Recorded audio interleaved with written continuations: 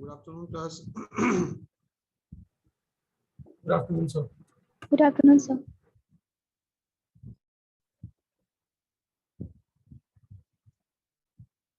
और क्या बचा हुआ था उसमें? मेरे ख्याल से मैंने सारी चीजों को कवर कर दिया है बेसिकली, जो जो एग्जाम्स के पॉइंट ऑफ व्यू से बहुत इंपॉर्टेंट है, और बाकी सब मैंने देखा था वो सब लेजिस्लेचर के हिसाब से है, वो सब उसको हम लोग इग्नोर कर देंगे। और बताओ, something that we need to ask, something that we need to discuss about the syllabus as such.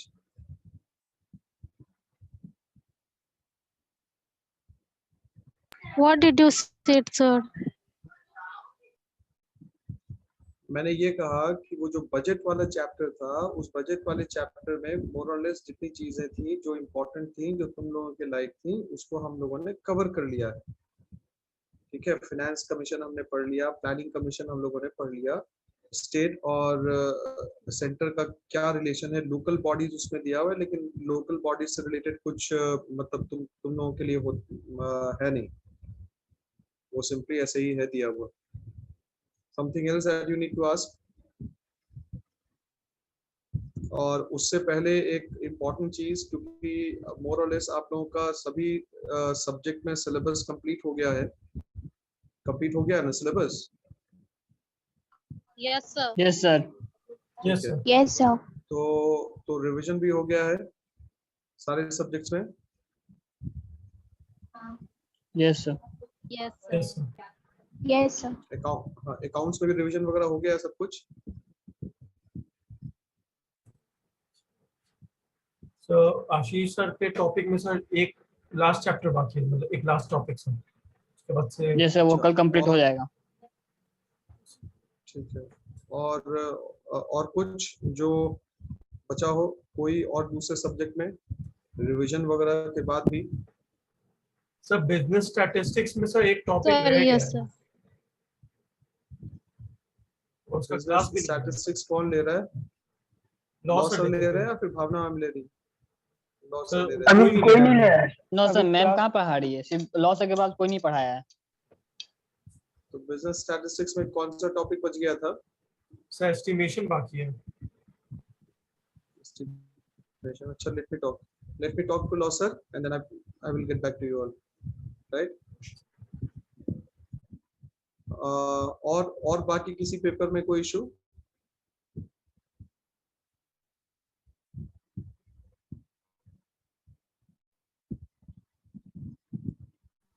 Nothing? No sir. ठीक है।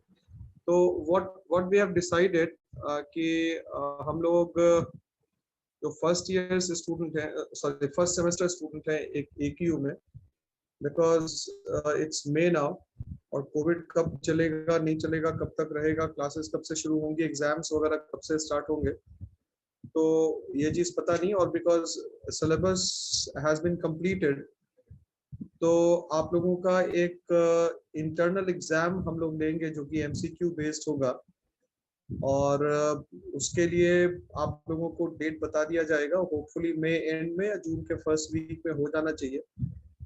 तो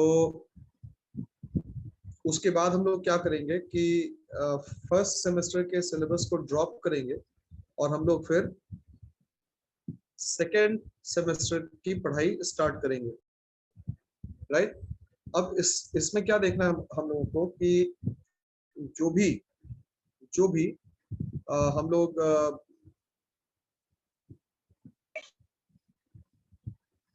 हेलो, मेरी आवाज आ रही है? Yes, sir. Yes, sir. तो अब मान लो कि अगर यूनिवर्सिटी ने ये अनाउंस किया कि भाई अब हम लोगों को फर्स्ट सेमेस्टर का एग्जाम लेना, जब भी अगर उसको लेना होगा, तो वो जिस दिन डेट अनाउंस करेगी उस दिन से हम लोग आप लोगों का 10 डेज 12 डेज का फर्स्ट सेमेस्टर का रिवीजन का क्लासेस या रूटीन को लगा देंगे, ताकि आप लोगों का रिवीजन हो जाए।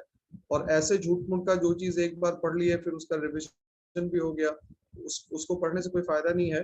अब पता नहीं चीजें कब सुधरेंगी नहीं सुधरेंगी, और अब तो पढ़ाई मेरे ख्याल से इसी मोड में होगी। तो जब तक चीजें अब मतलब क्लासरूम टीचिंग के ऊपर जब तक अब फोकस नहीं होगा, तब तक पढ़ाई शायद ऐसे ही हो, और हम लोगों को अब इसी की आदत डालनी पड़ेगी। तो we have to move on, और हम लोग फर्स्ट सेमेस्टर का एक इंटरनल एग्जाम्स लेके आप लोगों को सेकेंड सेमेस्टर की पढ़ाई स्टार्ट करवा देंगे, राइट? Yes sir. ठीक है। Yes, sir. Yes sir. तो आप लोग कहीं से भी कुछ भी पूछना चाहते हो तो आप मुझे बताएं, anything that you want to ask.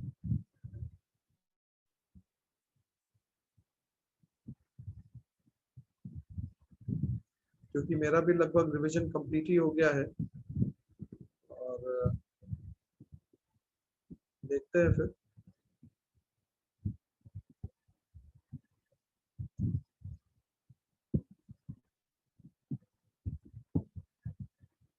Sir MCQ question में इकोनॉमिक्स में सर डायग्राम बेस्ड भी होगा? देखते हैं वो वहाँ पर क्या फॉर्मेट अवेलेबल है, जस्ट चेक। Okay sir. और सर वाइवा भी जो होगा तो वो सर कितने मार्क्स का रहेगा?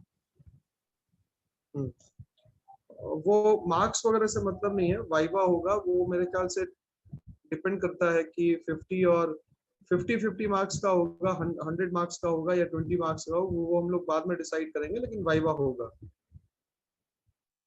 तो सर प्रत्येक सब्जेक्ट के प्रत्येक टीचर लेंगे? हाँ बिल्कुल।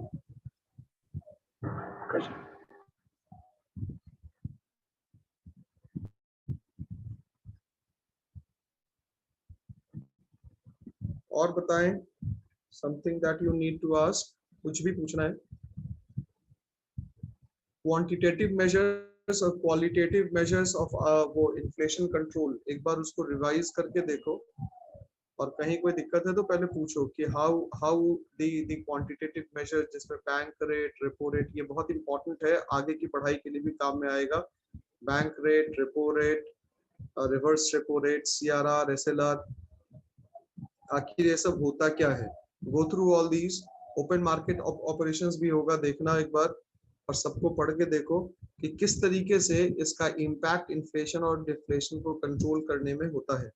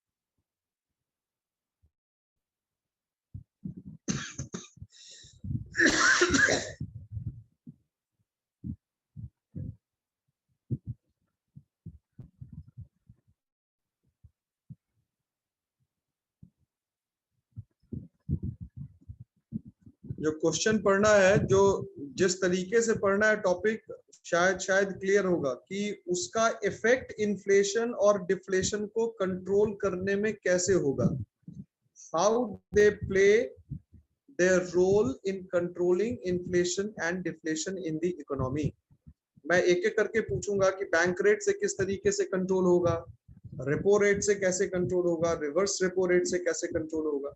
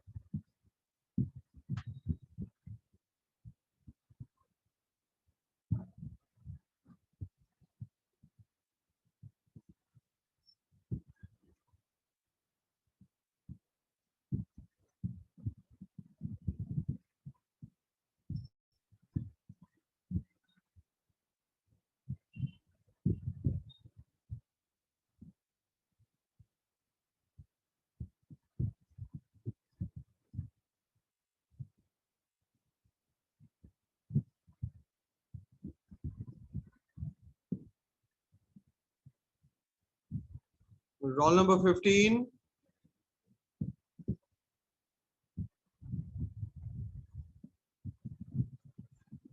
Roll number 15 is there.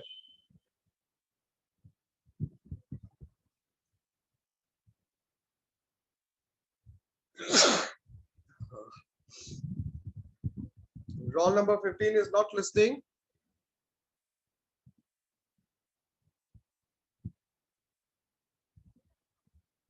संस्कार,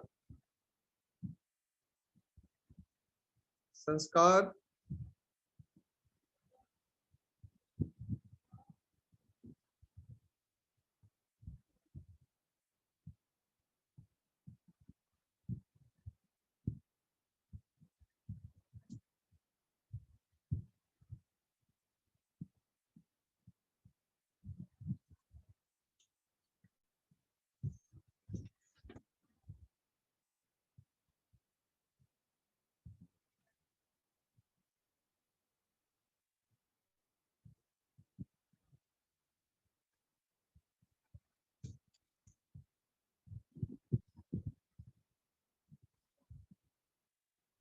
संस्कार, हेलो, यस सर। सर वो आपने म्यूट किया हुआ था सर, हाँ इसलिए आप बोल नहीं पा रहा हाँ, पढ़े क्या? था। Yes sir. ठीक है। सर एक चीज पूछना था सर। सर ये मतलब यहाँ जो कह रहा है सर, एक लाइन समझ नहीं आ रहा। जैसे यहाँ कह रहा है कि बैंक रेट है ना, तो is the rate at which the RBI discount that is converts the eligible bills of exchange of the commercial bank sir. तो सर ये लाइन समझना था। बैंक रेट क्या हुआ? बैंक रेट एक ऐसा रेट है जिस रेट पे आरबीआई कमर्शियल बैंक्स के बिल्स, जो एलिजिबल बिल्स ऑफ एक्सचेंज है, जो कि कन्वर्जन के लिए अवेलेबल है, उसको जब वो Yes, sir. कैश में कन्वर्ट करती है तो that is called bank rate. आपने डिस्काउंट, ये बिल्स ऑफ एक्सचेंज पढ़ा है क्या? आपके अकाउंट्स के सिलेबस में बिल्स ऑफ एक्सचेंज है या नहीं है? यस सर है। Yes, sir. तो बिल्स ऑफ एक्सचेंज में आपने parties to the bills of exchange पढ़ा है कि नहीं पढ़ा है?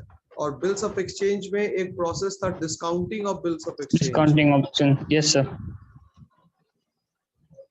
क्या होता है discounting of bills of exchange? Anybody who could answer?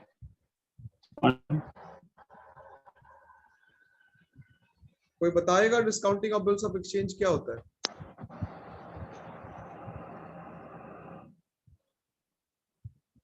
Sir जब बिल एक्सचेंज करते हैं सर एक दूसरे से, तो उस दौरान में से एक डिस्काउंट दिया जाता है सर बिल्स पे।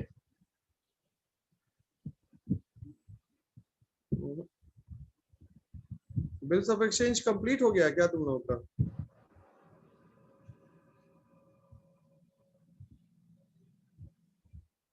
खुशी? Khushi Yes, is there sir. In the class? क्या Yes, है sir. Complete. डिस्काउंटिंग ऑफ हो गया। Bills of exchange? क्या है discounting of bills of exchange?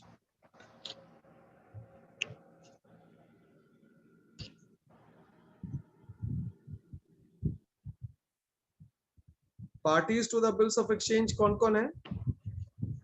Sir, three parties है, drawer, drawee and payee.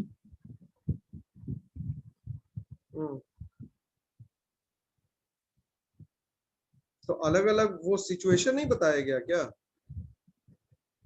Bill का The endorsement, dishonor bill of का bill, ये तो पढ़ा है नहीं क्या? बिल और बिल बिल का डिसऑनर किस किस सिचुएशन में हो सकता है? Sir, bill before its maturity, then bank deducts interest.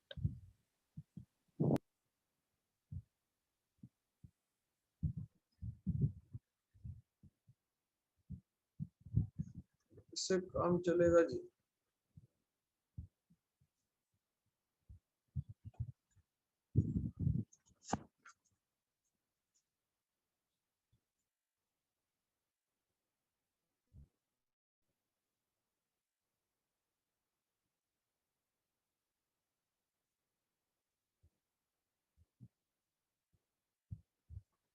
इसमें क्या देखिए, बिल्स ऑफ एक्सचेंज जो होता है,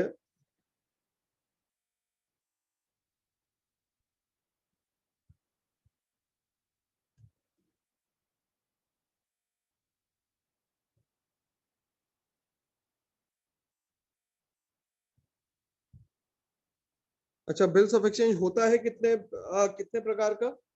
how many types of bills of exchange are there?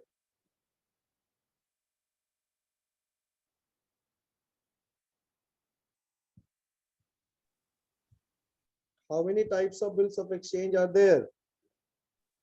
the two. कौन कौन सा? कौन कौन सा? Trade bills and accommodation bills. Bills receivable and bills payable. Sorry. जो रोल नंबर 19 बोला वो सही आंसर था। Bills are of two types, एक है ट्रेड बिल और दूसरा है accommodation bill.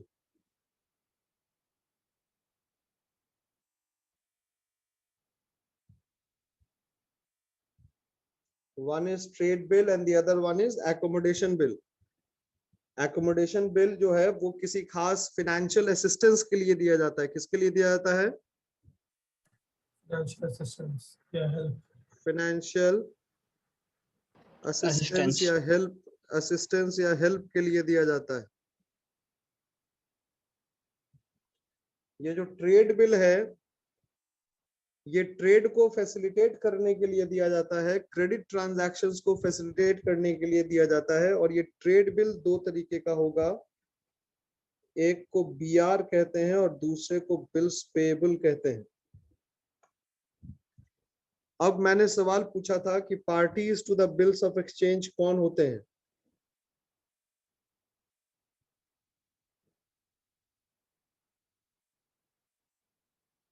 Parties to the bills of exchange,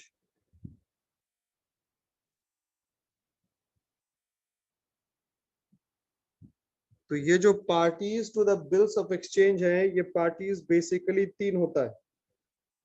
पहला ड्रॉर,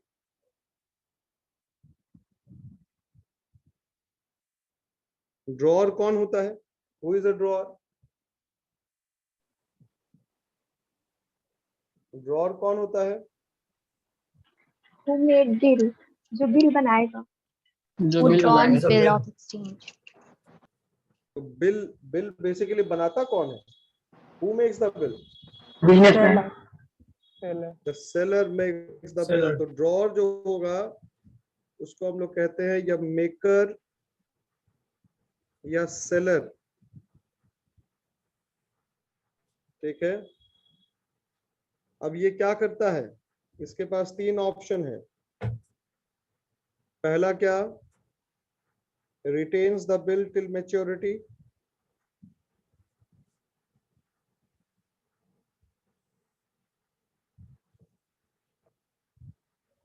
नहीं समझिएगा तो डिस्काउंटिंग रेट नहीं समझ में आएगा। ड्रॉर क्या करता है? ड्यू डेट तक बिल को अपने पास रख लेता है। दूसरा क्या करता है? B, endorses the bills of exchange।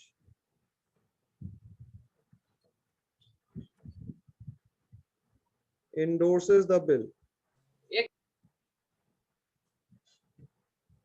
तीसरा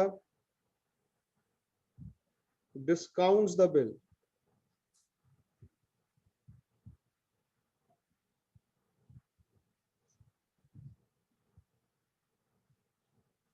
दूसरा पार्टी कौन होगा? ड्रॉई होगा।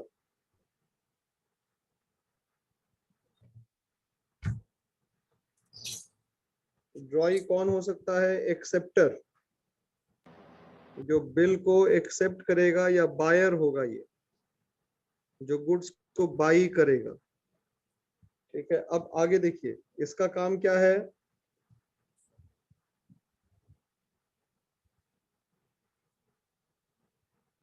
will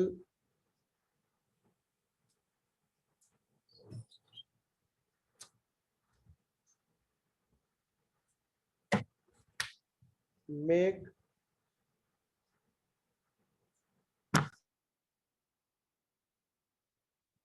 payment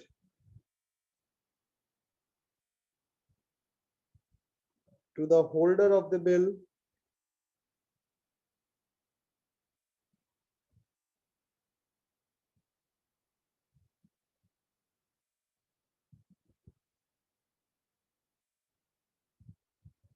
on due date। यही काम है ना जी इसका।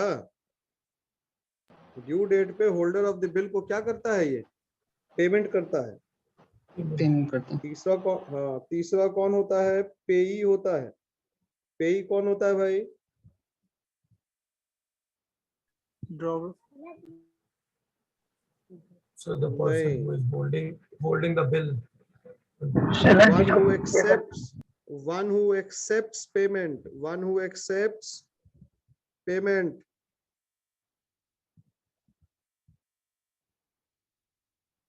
on the due date।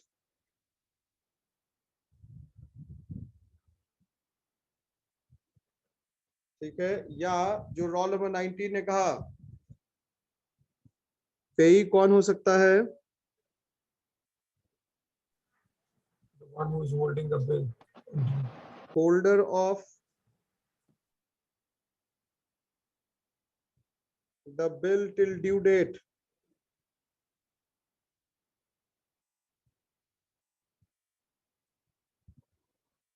जो ड्यू डेट पे बिल को होल्ड करता है वही बिल के अगेंस्ट पे पेमेंट रिसीव करेगा, उसी को हम लोग कहते हैं पेई।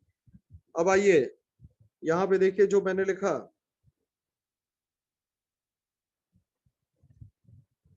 कि ड्रॉर जब बिल लिखता है तो वो या तो मैच्योरिटी तक या 3 महीने का जो भी बिल का पीरियड होगा, 2 महीना 1 महीना, उस सारे समय के दौरान बिल को वो अपने पास रखेगा, पहला ऑप्शन।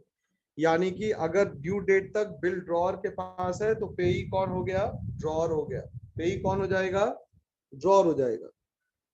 अगर इस ड्रॉर ने अपने बिल को किसी दूसरे पार्टी को ट्रांसफर कर दिया तो ड्यू डेट पे बिल किसके पास हो गया? उस थर्ड पार्टी के पास हो गया। अब बिल का पेमेंट कौन रिसीव करेगा ड्यू डेट पे?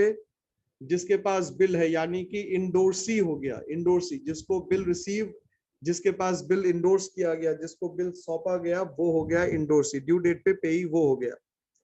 कभी कभी क्या होता है कि ड्रॉर को पैसे की तत्काल जरूरत होती है और वो बिल लेके अपने बैंकर के पास चला जाता है, और ये बैंकर क्या करता है, उसके इस बिल को कैश में कन्वर्ट कर देता है, और कन्वर्ट करने के बदले में उससे 2%, 2.5% कुछ भी वो चार्ज करता है बिल अमाउंट का, और इतना पैसा काट करके उसको बिल देता है, बिल का कैश में कन्वर्ट करके देता है।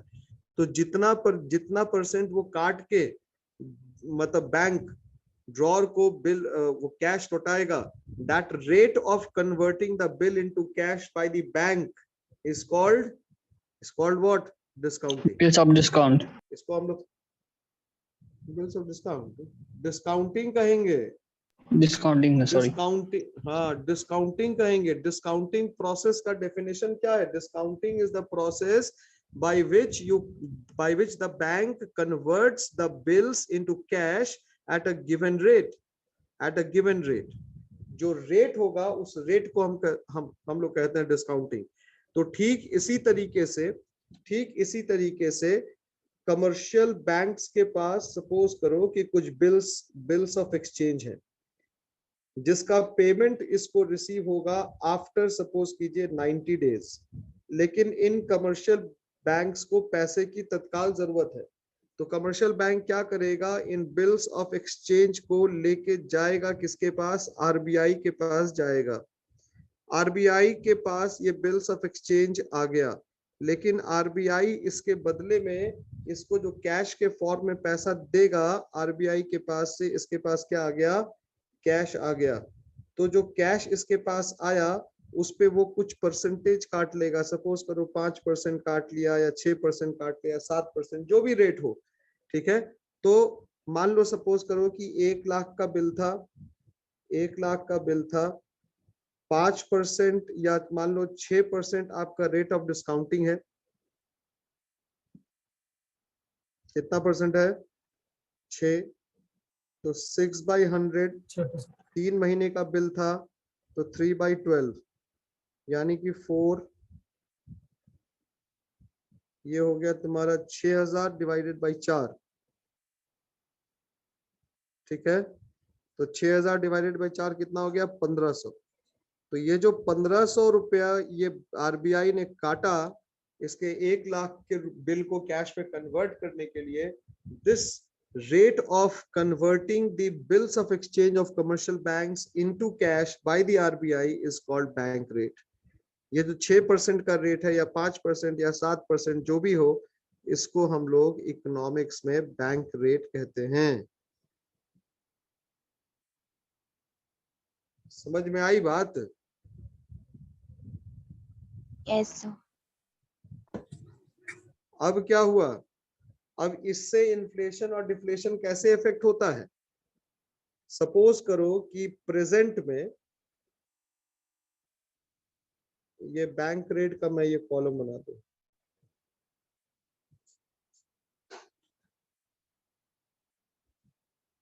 तो प्रेजेंट में हमारा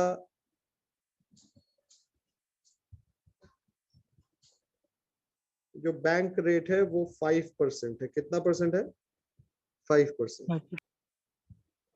यानी कि ये जो कमर्शियल बैंक आरबीआई के पास जाएगा बिल लेके, मान लीजिए वो 100 रुपए का बिल लेके गया, तो उसके बदले में उसको 5% देना पड़ेगा।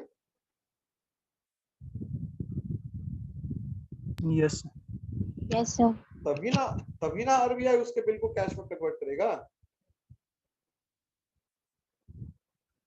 यस और नो? Yes. नहीं आ रहा है समझ में? Yes, sir. तो ये जो 5% कमर्शियल बैंक को आरबीआई को लौटाना पड़ेगा, मतलब देना पड़ेगा, यानी कि इस रेट पे कमर्शियल बैंक ने क्या किया? Commercial bank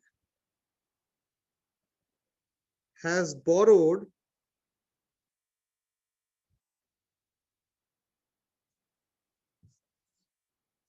at 5% for 90 days। एक तरीके का तो बोरोइंग्स हो गया ना उसके लिए।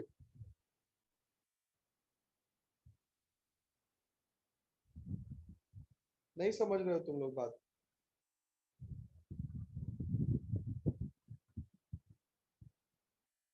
हेलो, कोई बोलता क्यों नहीं है हाँ या ना? नहीं समझ रहे तो बोलो कि नहीं समझ में आया। समझ रहे हो तो बोलो हाँ समझ गए। समझ गए। तो ये जो 5% पे कमर्शियल बैंक ने बोरोइंग्स किया,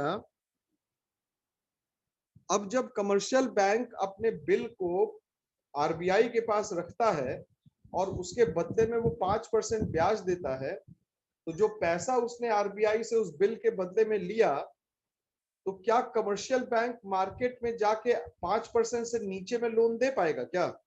जब भी देगा उससे ऊपर में ही देगा, क्योंकि उसको अपना सारा खर्चा वगैरह सब मेंटेन करना है। Yes yes Yes, sir. क्या यस और no? Yes, sir. Yes sir. तो सपोज करो कि ये 5% से 5% पे ये बोरो करता है और ये मार्केट में अभी प्रेजेंट में 7% पे दे रहा है। यानी कि जो 2% का डिफरेंस अमाउंट हुआ, उस 2% में ये क्या करता, अपना सारा एक्सपेंसेस भी काट लेता है, जो बचा ये बैंक का प्रॉफिट हुआ। अब आरबीआई को लग रहा है कि कमर्शियल बैंक जो है वो बहुत आसानी से मार्केट में लोन दे रही है। इतनी आसानी से मार्केट में लोन देना परमिसिबल नहीं है, लोन को कम करना पड़ेगा। तो अब क्या करेगी कि अब ये इंक्रीज कर देती है, प्रेजेंट से इस रेट को वो क्या करती है, इंक्रीज कर देती है। क्या कर देती है वो? इंक्रीज। और इंक्रीज करके सपोज करो ये 6% कर देती है। यानी कि अब क्या हुआ, अब अगर कमर्शियल बैंक को अपने बिल को कैश में कन्वर्ट कराना है तो आरबीआई को उसको कितना परसेंट देना पड़ेगा? 6%। 6%। तो अब क्या वो 7% पे मार्केट पे लोन दे पाएगी? No sir. नो सर, 8 पे या 9 पे देगी। तो अब उसको क्या करना पड़ेगा? 7 से ज्यादा पे देना पड़ेगा। हो सकता है 7.5 पे दे, या हो सकता है 8 पे दे। Yes sir yes. Yes, sir.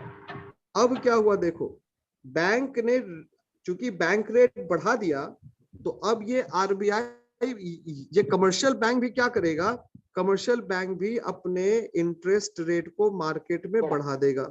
ये 8% बढ़ा दिया। अब क्या हुआ, पहले 7% था, अब कमर्शियल बैंक कह रहा है भैया हमसे लोन लेना है तो हम आपको 8% से कम में नहीं देंगे। तो जब इंटरेस्ट रेट बढ़ गया तो लोन लेने वालों की संख्या क्या हो जाएगी? कम हो जाएगी। कम हो जाएगी। कम हो जाएगी। मार्केट में मनी का फ्लो कम हुआ। मार्केट में जब मनी का फ्लो कम हो गया तो परचेजिंग पावर कम हो गया। परचेजिंग पावर कम हो गया तो डिमांड कम हो गया। डिमांड कम हो गया तो इन्फ्लेशन कंट्रोल हो गया। यस समझ गए? Yes sir. Yes sir. Yes. तो आरबीआई अगर इन्फ्लेशन फील कर रही है तो वो क्या करेगी, बैंक रेट को बढ़ा देगी। yes. और जब आरबीआई बैंक रेट को बढ़ाती है तो मार्केट में, इकोनॉमी में इंटरेस्ट रेट भी बढ़ जाता है। ठीक है। अब लगता है आरबीआई को कि भाई मार्केट में पैसा नहीं है, लोगों के पास परचेजिंग पावर नहीं है, उसको बढ़ाना है। तो अब आरबीआई क्या करेगी, जो पहले 5% पे डिस्काउंट कर रही थी, अब आरबीआई कहेगी भाई हम 4% पे ही डिस्काउंट करने को तैयार है। Now I am ready to discount at 4%, हमको ज्यादा नहीं चाहिए, हम 4% करेंगे। यानी कि अब कमर्शियल बैंक को सिर्फ कितना परसेंट देना पड़ेगा, 4%. 4%। यानी कि अब अगर ये मार्केट में 5% पे भी लोन देगा तो इसको 25% प्रॉफिट हो रहा है। Yes sir. Yes, sir. 25% profit हो रहा है ना, Yes, sir. सारा खर्चा वर्चा काटने के बाद जो भी बचे। अब क्या होगा, जैसे ही इंटरेस्ट रेट 7 से 5% हो गया तो अब ये क्या करेगा, मार्केट में लोन लेने वालों की संख्या क्या हो जाएगी, बढ़ बढ़ जाएगी. जाएगी। बढ़ जाएगी। Flow of money Yes. क्या हो जाएगा, बढ़ जाएगा। फ्लो बढ़ ऑफ मनी increase क्या हो होगा, जाएगा। बढ़ Yes. जाएगा। परचेजिंग Increase हो पावर क्या जाएगा। Yes. होगा, बढ़ बढ़ जाएगा. जाएगा। लोग ज्यादा डिमांड बढ़ जाएगा। डिमांड ज्यादा करेंगे, डिमांड ज्यादा करेंगे तो जो Yes, sir. प्राइस कम था वो प्राइस आहिस्ता आहिस्ता ऊपर की ओर बढ़ गया, राइट। Yes. तो ये जो इंक्रीज है, इंक्रीज नाम से ही पकड़ लीजिए, इंक्रीज क्या लिखा गया, इंक्रीज, INCREASE, इंक्रीज में IN, इन्फ्लेशन में भी IN, समझ गए। Yes, sir. Decrease, Yes, sir. Decrease में DE, डिफ्लेशन में भी DE, समझ गए। बैंक रेट कब इंक्रीज होगा, जब इन्फ्लेशन होगा। बैंक रेट कब डिक्रीज होगा, जब जब deflation डिफ्लेशन होगा. होगा। Deflation हो Deflation जाएगा। होगा. समझ गए। Yes, Yes, Yes, sir. sir. Yes, sir. Yes, sir. तो इसी तरीके से काम करता है बैंक रेट। और देखो पढ़ो क्या है, तो थोड़ा डेप्थ में पढ़ा करो, खाली ऊपर ऊपर पढ़ लेने से नहीं होता है। Discounting of bills of exchange तो आना चाहिए था, इसका जवाब तुम लोग को देना चाहिए था।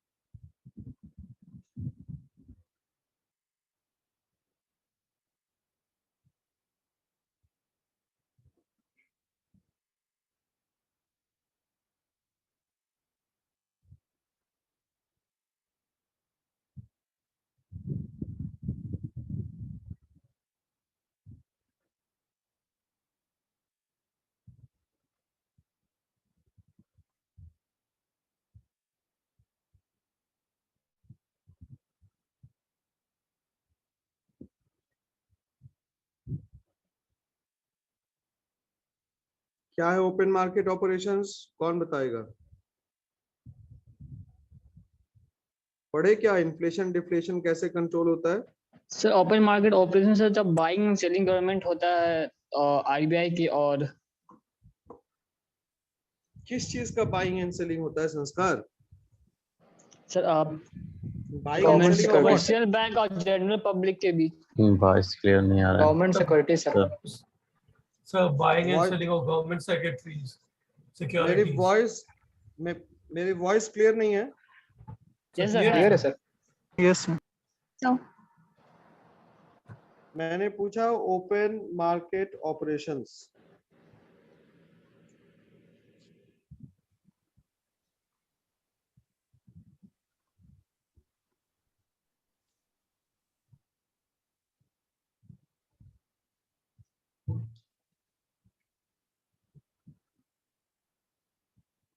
ठीक है, ये तुमने बता दिया कि इसमें बाइंग एंड सेलिंग होगा। सिक्योरिटी के बीच, यस सर, गवर्नमेंट सिक्योरिटी के बीच में। गवर्नमेंट सिक्योरिटीज के बीच में नहीं, गवर्नमेंट सिक्योरिटीज सर का गवर्नमेंट सेक्रेटरी का। का होगा सर। का, buying and selling yes sir. of government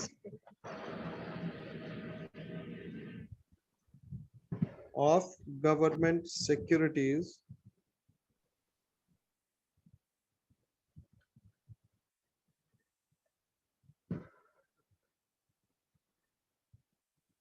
by the RBI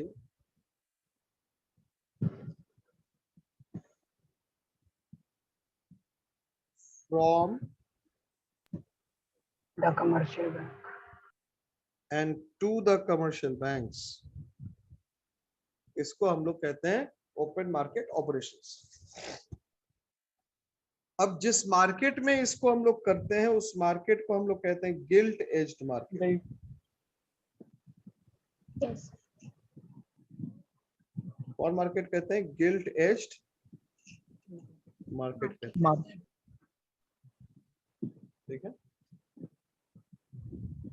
अब क्वेश्चन ये उठता है कि बाइंग आरबीआई कब करेगी? बाइंग जब Inflation करेगी में। जब Deflation मार्केट में Deflation. डिफ्लेशन होगा। Yes sir. Buying during deflation,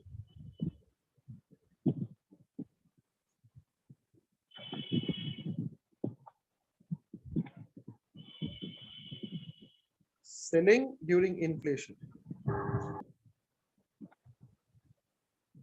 selling during inflation, buying during deflation।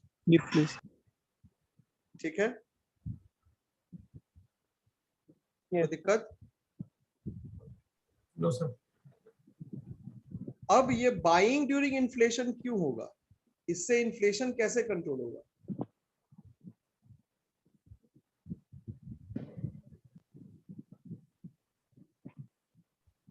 Sir जब गवर्नमेंट सिक्योरिटीज वो कमर्शियल बैंक से बाय कर लेगी तो वो जितना भी आरबीआई के पास जितना भी मनी होगा वो कमर्शियल बैंक के पास चला जाएगा, तो उसके वजह से कमर्शियल बैंक जो है वो ज्यादा पीपल को लोन और बोरोइंग्स दे पाएगी। Very good, very good. देखो यहाँ पे क्या है, हम लोग 3 कॉलम बनाते हैं, पब्लिक,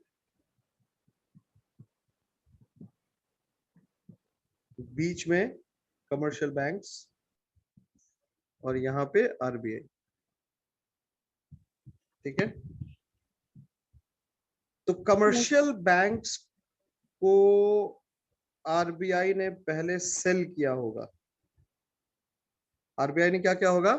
सेल किया होगा। Government security. क्या सेल किया होगा? गवर्नमेंट सिक्योरिटी सेल किया होगा।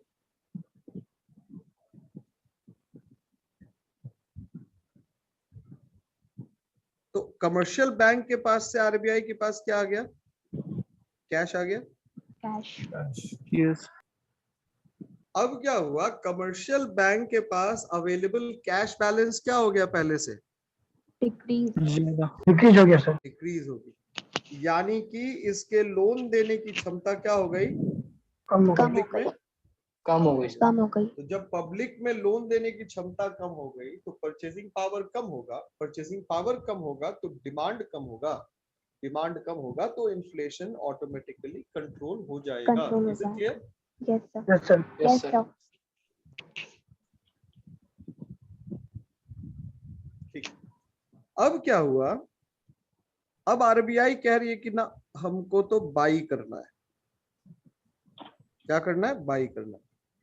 तो अब ये Buy जो करना। गवर्नमेंट से, हाँ, गवर्नमेंट सिक्योरिटी जो कमर्शियल बैंक के पास थी वो किसके पास चली गई? आरबीआई।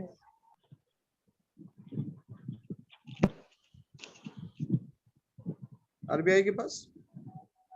और आरबीआई के पास से इसके पास क्या आ गया? Cash. कैश कैश आ गया। और कैश में क्या क्या आ गया? कैश में जो प्रिंसिपल अमाउंट था वो प्लस इंटरेस्ट दोनों आ गया। इंटरेस्ट भी तो देगा ना? Yes. या ये Yes, sir. ये पैसा विदाउट इंटरेस्ट लौटा देगा? No sir. Interest. इंटरेस्ट देगा। अब क्या होगा जब ये इंटरेस्ट देगा तो अब कमर्शियल बैंक के पास कैश ज्यादा हो गया, Yes, sir. यस इसके पास, हाँ, अब लोन देने की क्षमता क्या हो गई? बढ़ गई। बढ़ गई से इंक्रीज हो गई सर।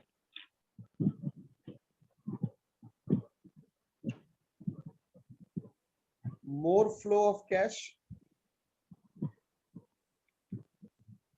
तो जब ये मोर फ्लो ऑफ कैश हुआ तो मोर फ्लो ऑफ कैश होने से क्या होगा? परचेजिंग Loan पावर देगा। बढ़ा, yes sir. Purchasing Yes, power sir. बढ़ा तो क्या होगा? डिमांड इंक्रीज हुआ।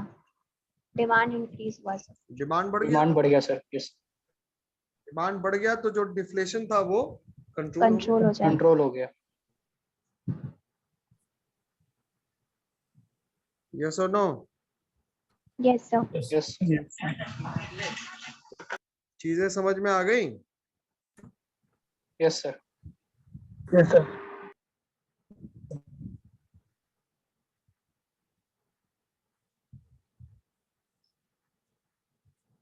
तो इसी तरीके से पढ़ा करो कि कब किसका कहां पर क्या इफेक्ट होगा, राइट?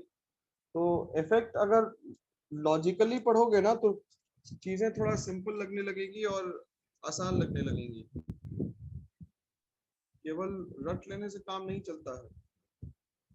कॉमर्स के स्टूडेंट हो, थोड़ा अकाउंट्स के ऊपर फोकस नहीं दोगे तो फिर कैसे काम चलेगा?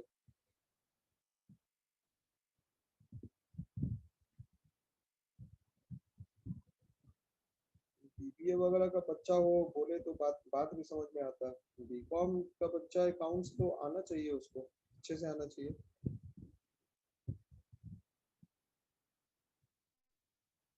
खैर, आपने नोटिस ये किया होगा कि आज हम लोगों को दोबारा से लॉगिन नहीं करना पड़ा।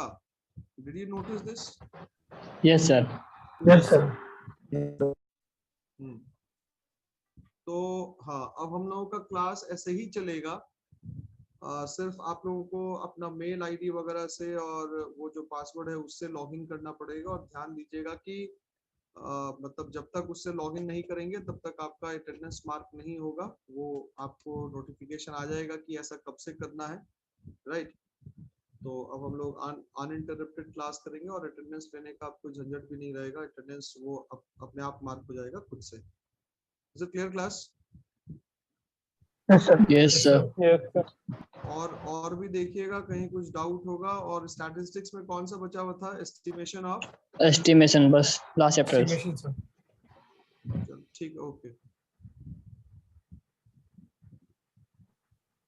नेक्स्ट क्लास में फिर हम लोग पढ़ेंगे आगे, right? Okay, sir. Yes, sir.